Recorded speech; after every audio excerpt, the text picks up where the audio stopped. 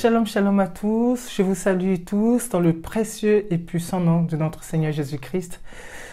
Bienvenue à notre question-réponse.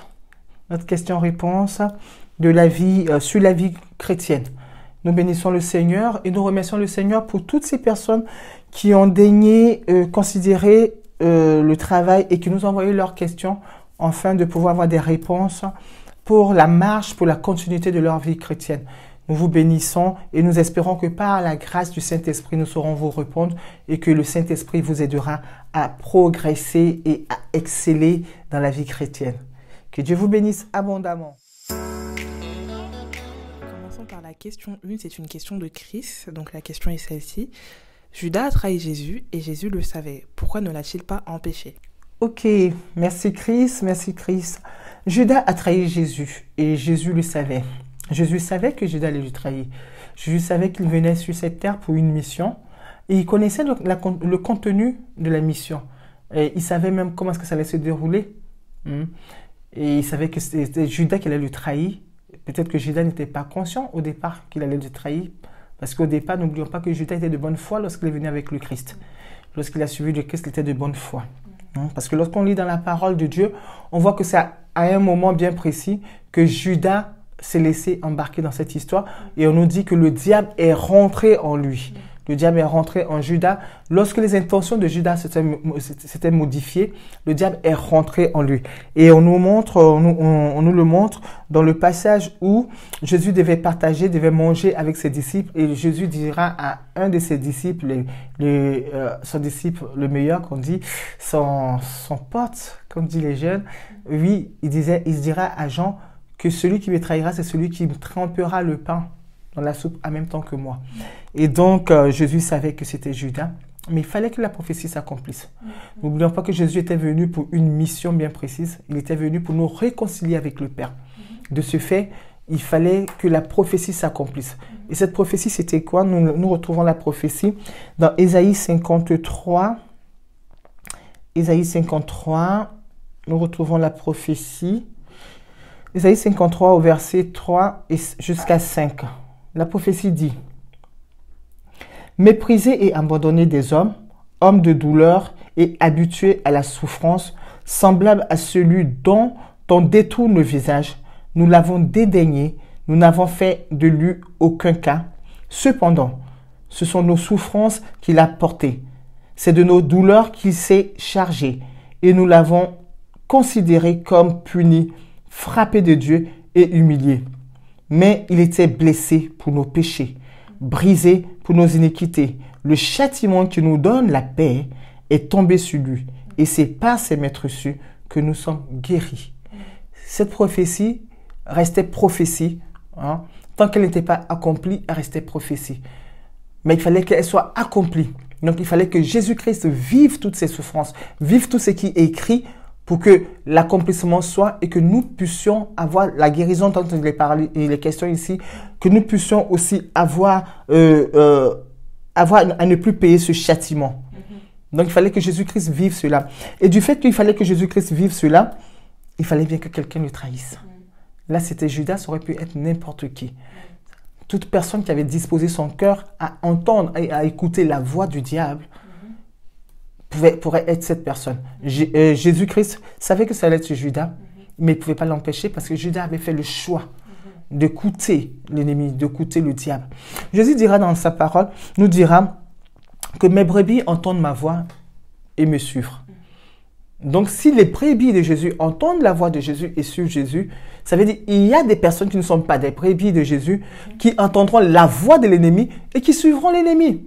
Donc, c'est un choix. En fait, nous faisons le choix d'écouter, d'entendre la voix de Jésus et de l'écouter. C'est ainsi qu'on verra que la femme qui perdait le sang, elle avait entendu parler de Jésus, nous dira la Bible. Elle a entendu parler de Jésus, mais elle a fait le choix de suivre Jésus. Elle a fait le choix de croire à cette parole. Elle a fait le choix d'avoir foi à cette parole et d'aller vers Jésus et d'avoir le miracle, l'accomplissement du miracle. C'est pareil.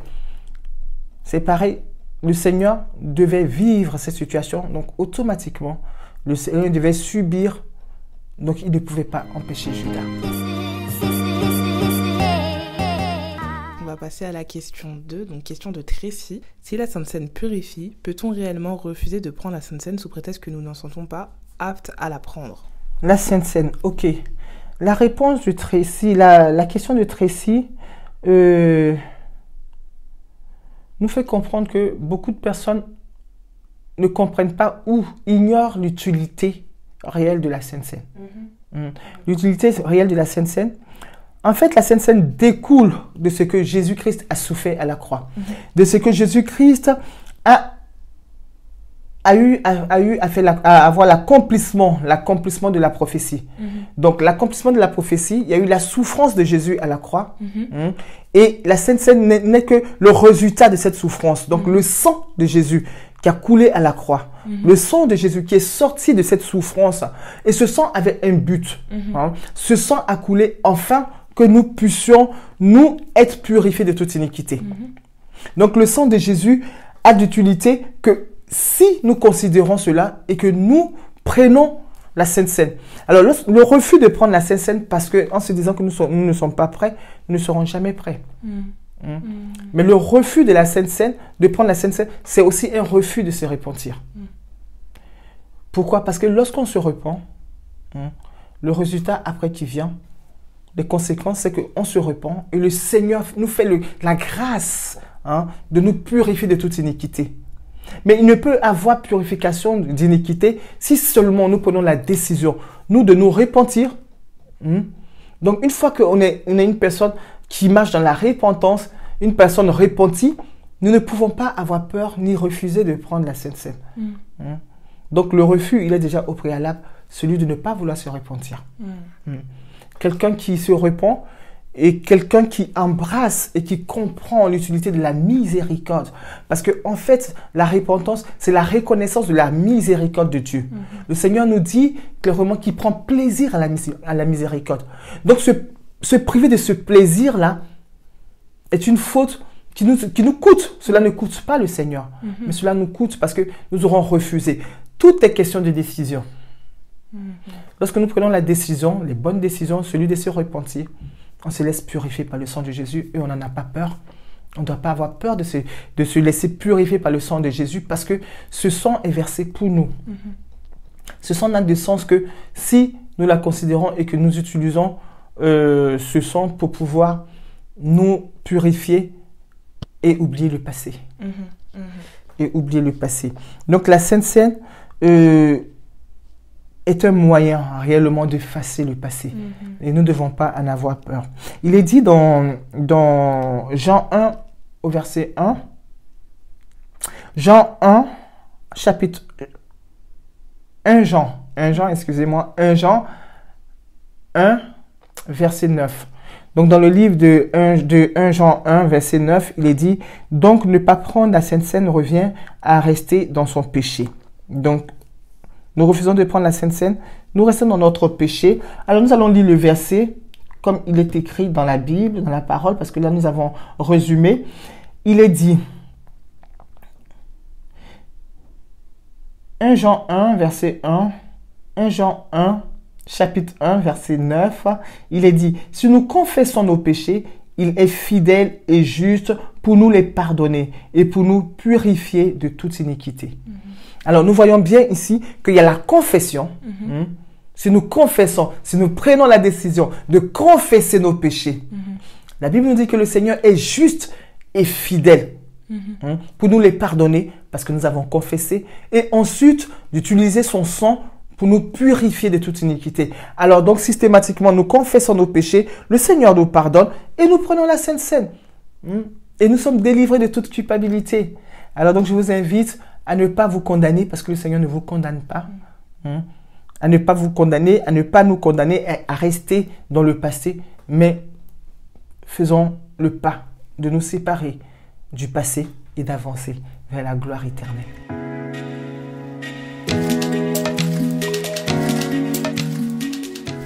Amen.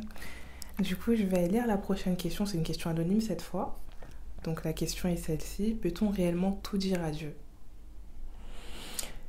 Waouh, oui. Nous pouvons tout dire à Dieu et nous devons tout dire à Dieu. Nous devons tout dire à Dieu. Dieu est la seule personne à qui nous devons vraiment avoir cette pensée de nous confier. Dieu est la première des personnes, et je veux dire la seule personne pour qui nous ne devons pas avoir de réserve en fait. Pourquoi? Parce que le Seigneur, jamais il ne nous condamnera. Il nous écoute comme un père. Il nous écoute comme un père. Alors bien vrai que lorsqu'on n'a pas eu une très bonne relation avec le Père, on a tendance à fuir le Père.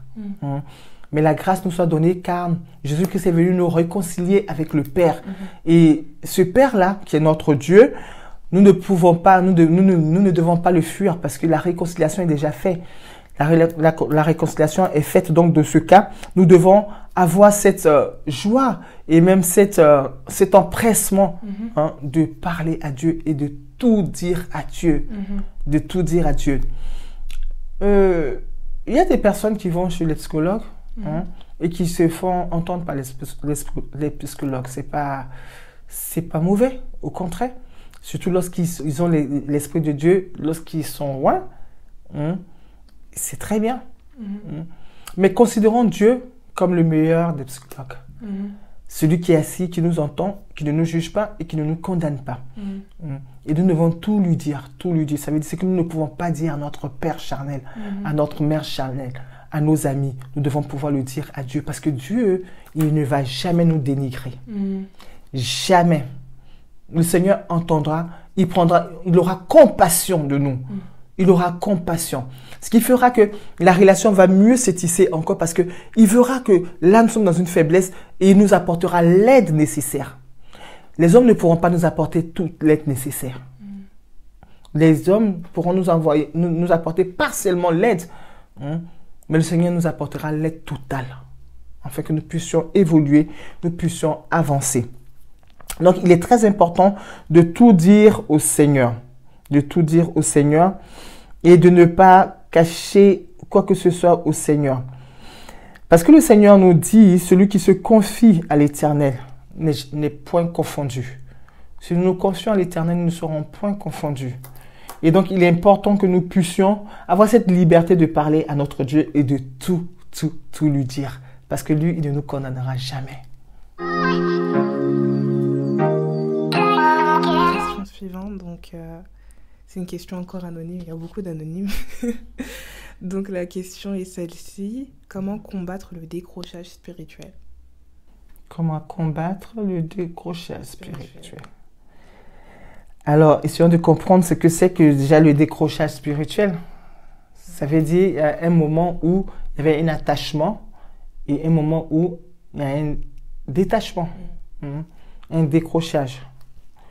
Et souvent, lorsque il y a une relation, peu importe la relation avec le Seigneur, ici, les cas de la relation avec le Seigneur.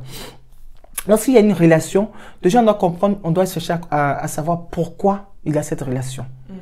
Le pourquoi de la relation. C'est le pourquoi de la relation qui fait perdurer la relation. Et lorsqu'on sait le pourquoi de la relation, tout est basé sur le pourquoi. Quel est l'objectif qu'on veut atteindre lorsque on est en relation avec Dieu ou on est en relation avec une tierce personne. Sachant que lorsque nous sommes en relation avec Dieu, et nous devons savoir que cette relation est pour la vie éternelle. Donc l'objectif premier, c'est la vie éternelle. Alors s'il y a décrochage, ça veut dire à un moment, le pourquoi a été abandonné. Et si le pourquoi a été abandonné, nous devons chercher à revenir au pourquoi. Donc, la première des réponses, c'est il y a décrochage. On doit chercher à savoir si le pourquoi, le but a été atteint. Si le but n'a pas été atteint, il ne doit pas avoir décrochage, il doit avoir continuité. Et nous revenons sur le pourquoi. Pourquoi je me suis mise en relation avec Dieu? Pourquoi j'ai accepté Dieu dans ma vie? Pourquoi je suis venu vers le Seigneur? Est-ce que ce pourquoi il a été pourvu? Et s'il a été pourvu pour un court terme, c'est pas normal parce que en fait, ça doit être pour un long terme, jusqu'à l'éternité. Dans ce cas, arrivé à un moment, j'aurai encore soif. Arrivé à un moment, je serai vidé. Arrivé à un moment, je vais sentir un vide spirituel.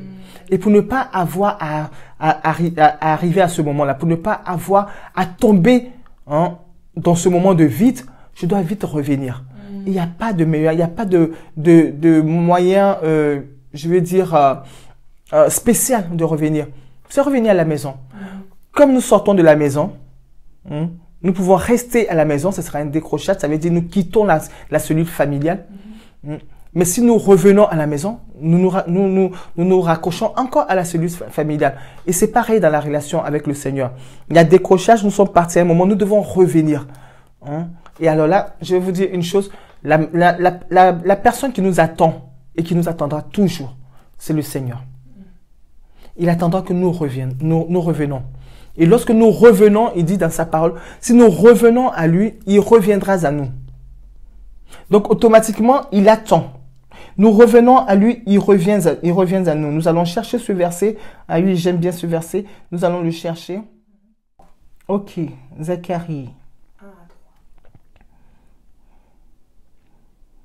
Alors, est-ce que tu peux lire si tu as trouvé Zacharie 1? Oui, donc c'est en version Louis II. Dis-leur donc.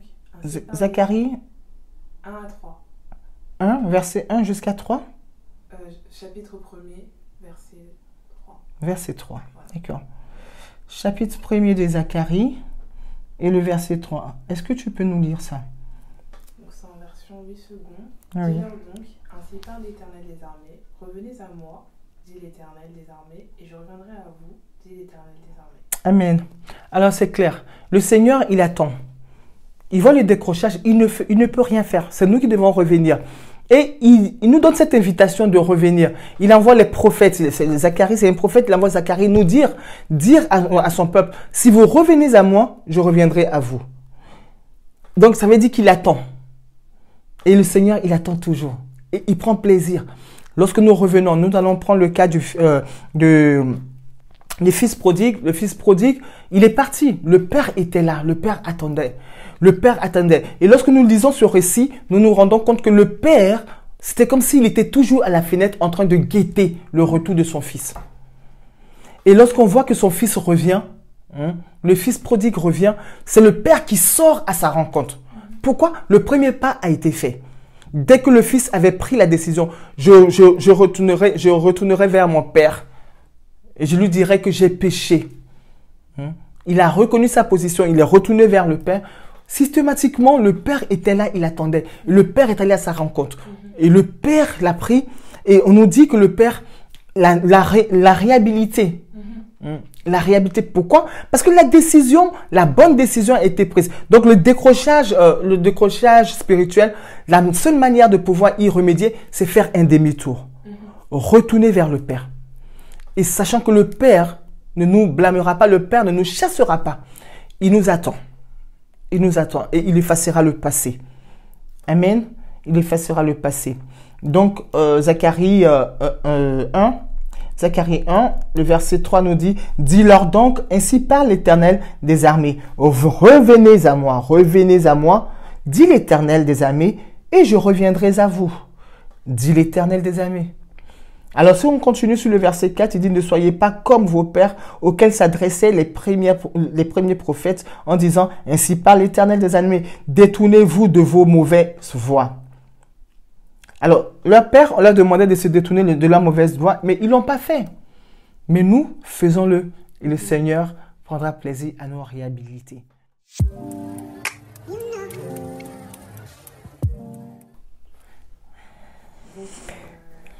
Les anonymes sont bénis. Nous bénissons les anonymes. Du coup, la question est celle-ci. Peut-on commencer à lire la Bible par le début, donc la Genèse, je suppose? Comment on fait pour la méditer? Ok.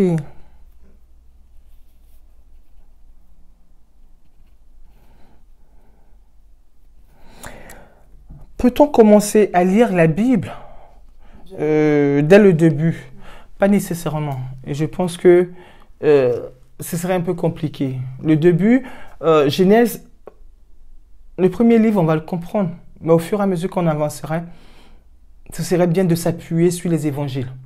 Les évangiles nous permettent de bien comprendre le début de la Bible. Genèse, lorsque nous commençons à lire le livre de Jean, nous verrons qu'il y a un parallèle qui se fait entre la Genèse et l'évangile de Jean.